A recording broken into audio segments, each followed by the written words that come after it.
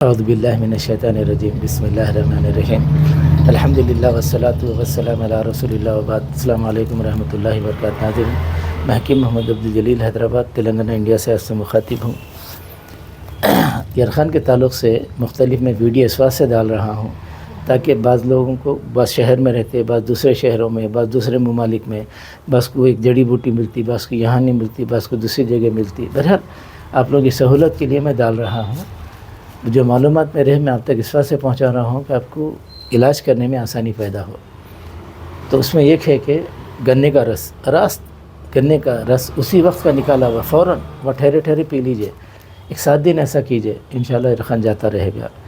دوسرا نسخہ، آپ گنے کی منڈی کے پاس جائیے، 1 یا 2 انجیر ساتھ میں پی لے، انجیر لینا کالے نہیں، لے کے وہیں چابیے، گنے کا رس گلاس بھر پی لیجئے ٹھہرے ٹھہرے وہاں کا وہیں۔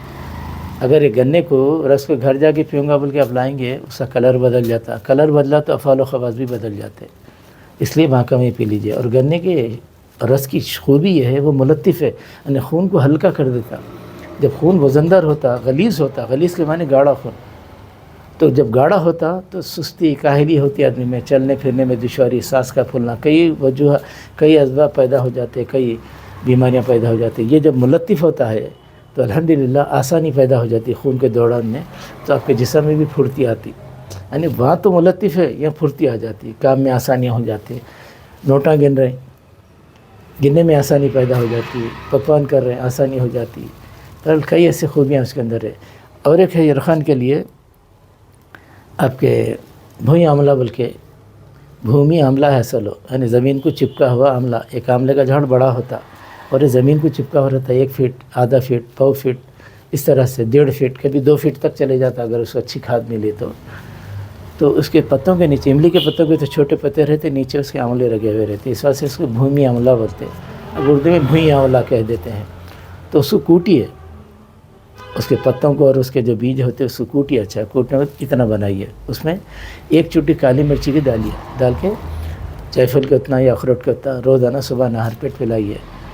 1 دن سے 7 دن میں میرے ایک گرو تھے، گزر گئے، رام ریڈی صاحب، وہ اسی طرح سے دیا کرتے تھے اور میں بھی جو ہے لوگوں کو دیا، بہت سارا فائدہ ہو جاتا ہے اس سے، اور آدمی کی طبیعت دیکھ کے دینا چاہیے، کچھ کم بھی دے سکتے آپ۔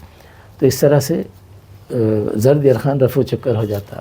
اور ایک یہ ہے کسی کو یرخان زرد ہے، جارا نہیں، بال چھڑ بول کے آتا ہے، سم الطیب بولتے ہیں اس کو، سم الطیب بولتے ہیں اس کو، منہ چہرہ بھی بولتے ہیں، ایسے کئی نام ہیں اس کے، بال چھڑ۔ تو بال چھڑ کا اگر پیس کے اس کو جو ہے 1 آدھا چمچہ کھلا دیں گے صبح نہار پیٹ، 1 سے 7 دن میں انشاءاللہ آپ کے یرخان رفع و چکر ہو جائے گا۔ اور ایک ہے ریون چینی کو پانی میں بھگا دیتے، اس کو چھان کے پانی پلا دیجئے، اس سے بھی یرخان زرد رفع و چکر ہو جاتا۔ اس طرح سے یہ یرخان کے الگ الگ نسخے میں اس واسطے ڈال رہا ہوں کہ جس کو جیسی سہولت ہو ویسی سہولت سے کام لے لیں۔ اور ایک ہے ابھی کالے یرخان کا نیکسٹ بتاؤں گا انشاءاللہ۔ بہرحال یہ جس کو ضرورت ہو استعمال کرے، سب تعریف اللہ کو صدوار الحمدللہ رب العالمین۔